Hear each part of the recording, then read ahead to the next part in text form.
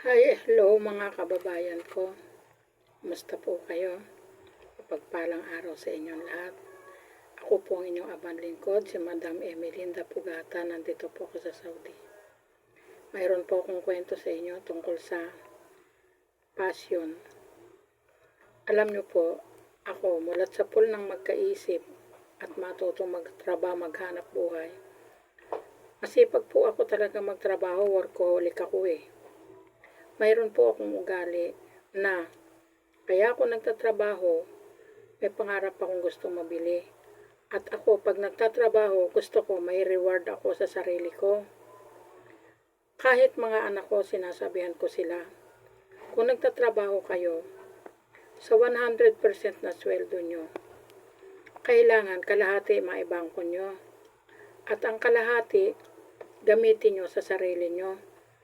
At ang iba, ibili nyo ng reward para sa sarili nyo.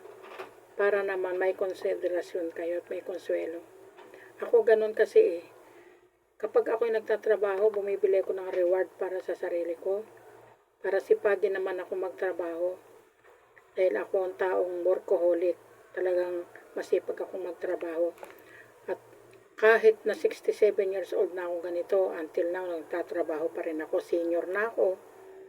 Kasi ako ang taong kapag naupo at tumihaya at tutulog-tulog, naku, hindi tayo magkakasundo. Talagang babangon at babangon ako, mag-iisip ako ng paraan. Talagang hindi ako sanay ng tatanga-tanga. Gusto ko talaga ay nagtatrabaho, nagkahanap buhay, kumikilos. Ganyan po ako. Ako gumibili talaga ako ng reward sa sarili ko pag ako nagtatrabaho.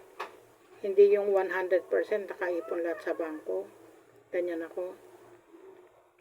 Alam nyo ba nung dalaga ako na nagtatrabaho ako? Nung sumeldo ako, tumutulong ako sa parents ko. Ang lahat ng sweldo ko, nandyan na ang nanay ko. Inaabangan niya ang sweldo ko.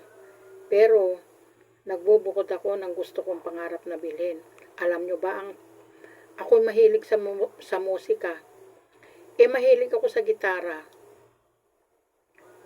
Bumili talaga ako ng gitara. Lumanog. Yan.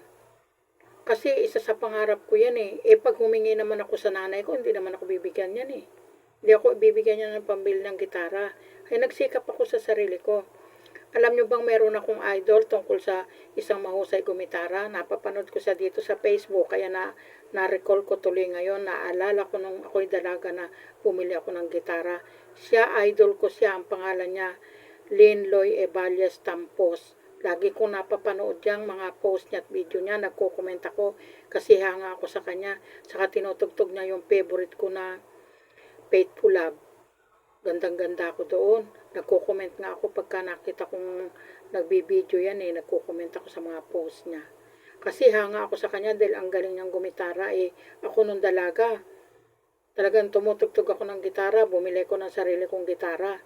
Sa amin, 8 magkakapatid. Ako lang ang bumili ng gitara. Nandun ang passion ko eh, ng hilig ko eh. Mag-video, mag-gitara, ganyan.